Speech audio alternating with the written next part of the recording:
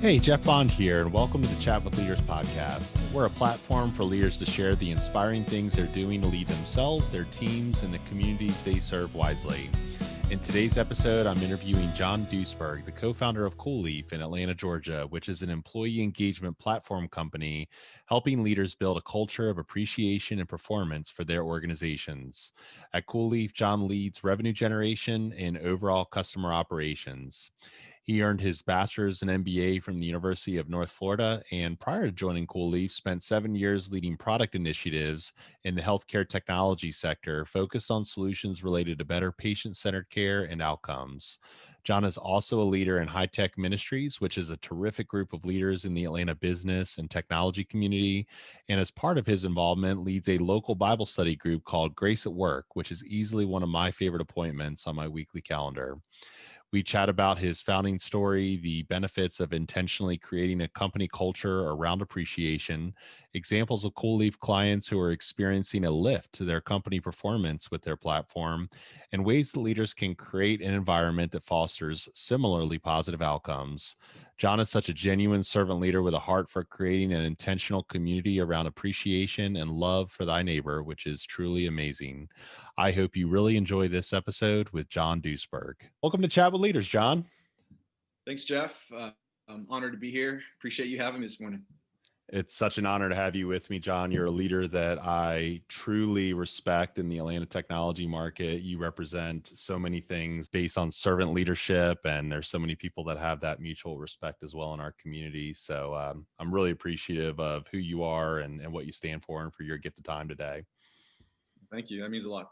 We wanted to unpack the theme of love and care for your employees. And I'm really curious, John, what kind of originally motivated you to build a business specifically around improving employee and overall engagement with customers? People spend so much time working, right? You spend way more time working even than you spend with your family, with your spouse. Something that we're really passionate about is that if we can improve that employee experience, then we're improving the quality of life for that person. And that's something that just is very meaningful for us, right? But if you can do that in a way that also generates an ROI for the business, then you have something really special, right? And that's really what we're focused on and what we're trying to do, and just what gets us out of bed, the why, so to say. And we just believe that any forward-thinking leaders, if they're going to be successful, that they want to build an environment, a culture that people are passionate about, people want to be a part of. That's how you attract and keep good people. And so it's something that's really meaningful to us, and we find that it's really meaningful to our customers as well. Yeah, I found that the word culture is such a loaded word, and there's so many ways that you unpack it, and everyone identifies their team culture in different ways. But I think the fundamental belief of each person is that they want to feel part of a community where they belong and where they feel appreciated and valued, and when they're having a genuine impact. And so as you guys have evolved this platform, what are some of the things that you viewed and learned, lessons learned of why you think modern day leaders need to be hyper focused on demonstrating their genuine appreciation for their team, and of course how they serve their customers as well? Yeah, no, absolutely. The workplace has changed, Jeff. Demographics have changed. Call it what you want, younger, millennial people I talk to, they would even take a little bit of less salary to work in an environment that they feel they feel aligned to the mission, that they feel that they have a purpose and meaning within the culture of that organization. And so, what we're seeing is that leaders get it. If they want to attract and keep the best people, they need to build this. They need to create that culture of engagement, and are investing in their people. And so we really see this is the future of the workplace, and any forward-thinking leader, this is what they're doing, because this is how they're going to be successful as a business. So it's not just about, obviously there's I'm passionate about, investing in people just for the sake of being people, right? And it's what we should do as a servant leader. But I've seen firsthand, and I've seen with our customers, when they do this, their performance increases as well. And so there is a direct business impact in a positive way to positively investing in your people. And so that's just what we see in the future. Any forward thinking organization, this is what we're seeing today. Yeah, that point seems incredibly obvious to me, but yet it's not as obvious in the marketplace and with a lot of companies. It becomes about kind of the bottom line and efficiency and production. You lose sight of your people and the importance of building this community and this environment where people want to stay. Like you said, this retaining of top performers on your team and how that leads to performance. So why do you think it is that maybe in the past that we've lost sight of that point hasn't been as obvious? Yeah, I mean, it's a great question. I think that obviously, we're in business to try to be successful at business, and sometimes maybe we forget that the reason that we're being successful is that we have great people who are executing and doing a job really well. And I know for me, for example, as a leader, I'm super busy just like you, and whenever I'm completing something, I'm thinking about the next thing, right? Versus taking the time to sit and just think, hey, how can I appreciate someone who went above and beyond and share that story with my team? And I just, sometimes it gets lost. And so I think that just, the workplace is changing, demographics are changing, expectations are changing. And now it's just becoming more important than it's ever been and more meaningful, especially Jeff, as we've moved into a virtual environment. How you can't just go up to a cubicle and say, thank you anymore, right? Like, how do you do that? Well, you have to be more thoughtful. You have to take time to make sure that, that people are being appreciated in a meaningful, authentic way. And, I think just in today's environment, given where we are, now it's just more meaningful than ever. Something that I found particularly with entrepreneurs is that a lot of the times they're so busy creating and growing their business and so in the weeds that if they don't take that time to step back and appreciate their employees and see the gifts that they're bringing to the table, they're not able to delegate more responsibilities. And maybe in theory, as you create more engagement and you build more institutional knowledge with your team, that feels the value and wants to remain with your company, you could start to lighten your load as a leader and start to scale a little bit more because you are able to recognize and appreciate the employees around you. Have you found that to be true in your instance? And maybe are there any specific examples that you could share of clients that are creating good culture and engagement Yeah. or kind of growing performance wise as a result? Yeah, I mean, well, and to your first comment there, Jeff, about as a leader, how do I scale myself by empowering my employees, my people?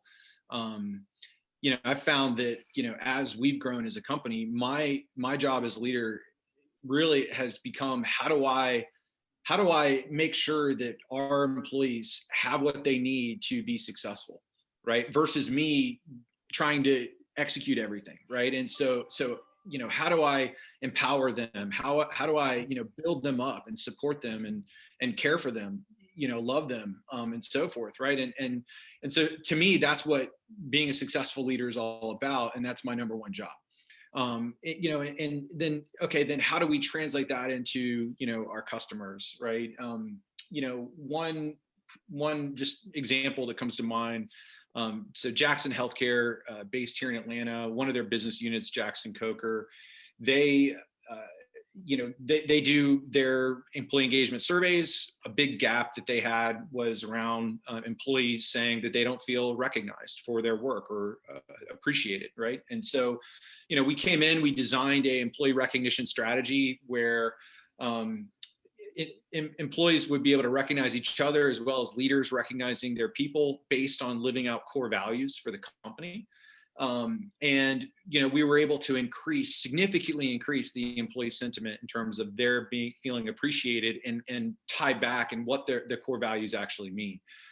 But in addition to that, last year when we went virtual, right when the pandemic hit, we had an opportunity to create different types of recognition challenges where employees were able to donate points that they would earn after being recognized and earn these spot awards to fund meals that went to hospitals and different healthcare heroes. So now here these employees, they're recognizing or, earning an award for hitting a milestone and so forth.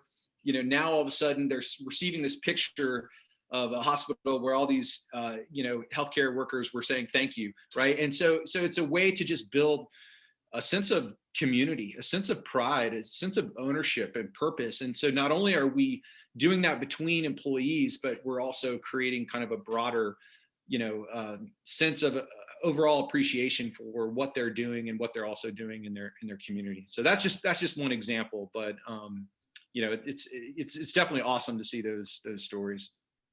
That's a beautiful thing, that the reward isn't even tied to personal gain or to receive something, but to give something, and to be responsible for that giving and to impact the community. And I've been focused on chats with leaders that are having a profound social impact through tech innovation and direct service in their community, and thinking about the trickle down effect that your platform has, and these affirmations that are received through recognition and then giving through their rewards. That's really remarkable, John.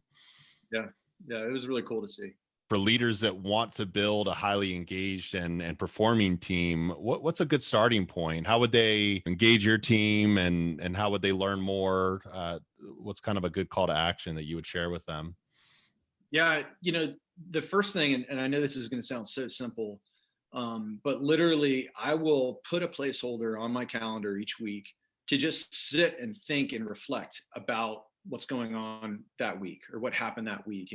And to think about, hey, what are some of the stories that I can share and recognize individuals for, just their going above and beyond and achievements that I can then share across the team.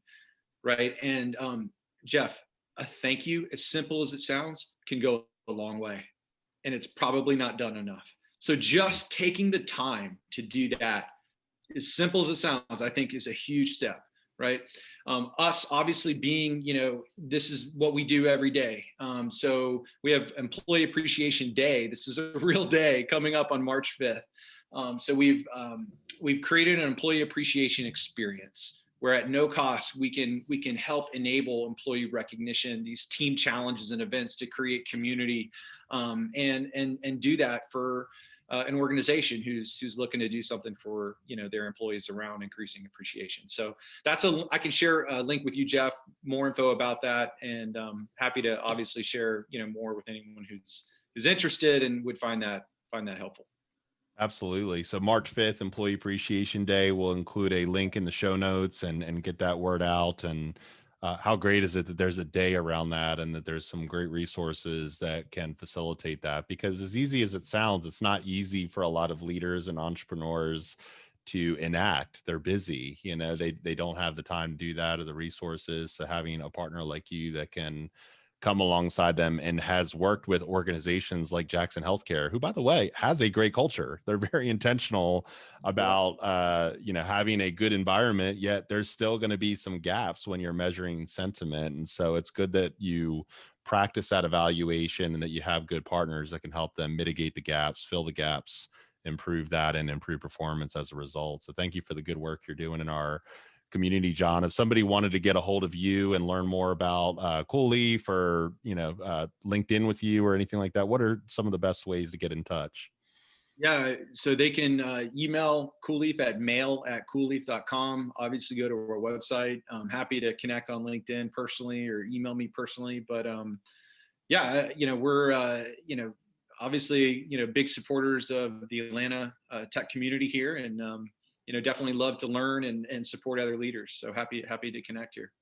Well, I highly recommend it, John. You're such a valuable friend to me and brother in Christ, and I really appreciate your gift of time today and the good work you're doing in the Atlanta tech community. Keep it up, and again, thank you for coming on Chat with Leaders. Absolutely. Thanks for everything you're doing, Jeff. Really appreciate it. My pleasure.